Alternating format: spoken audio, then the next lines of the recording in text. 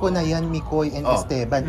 Bilang mga artista na taxpayers, anong masasabi niyo sa mga issue ngayon ng flood control project? Nakakagalit talaga. Same. Nakakagalit. Kasi makikita mo kapag kukuha ka ng payslip, diba? Tapos may kaltas dun sa sweldo mo.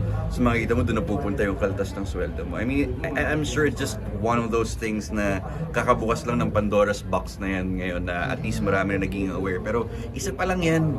Diba? So it's I can get going but nakakapiko na siya.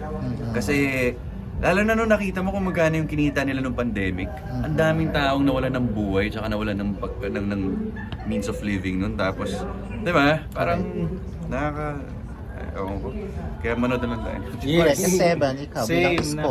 nakakagalit kasi parang hindi mo na rin maintindihan kung ano nangyayari eh. And at the same time, kapag nanood ka pa sa news and pinakinggan mo yung mga hearing, ganyan, para lang rin siyang play. Alam mo yun?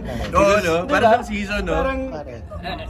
ano ba talagang nangyayari? Kasi at the end of the day, limited lang rin naman kung ano yung nakikita at naririnig natin. Yeah. Kaya we deserve to know kung ano talaga yung nangyayari because Filipinos deserve better.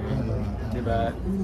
Masakit sa puso kapag nakakita ng mga kapwang Pilipino na naghihirap at samantalang yung iba nakikita yung karangyaan ng buhay dahil sa pananampalataya. Tapos pangilan na to, parang paulit-ulit na lang na ganyan. Tapos ano mangyayari after nito? Wala na Cycle naman. lang. Pagkat walang nakukulong na big fish talaga, hanggat walang naging accountable for it.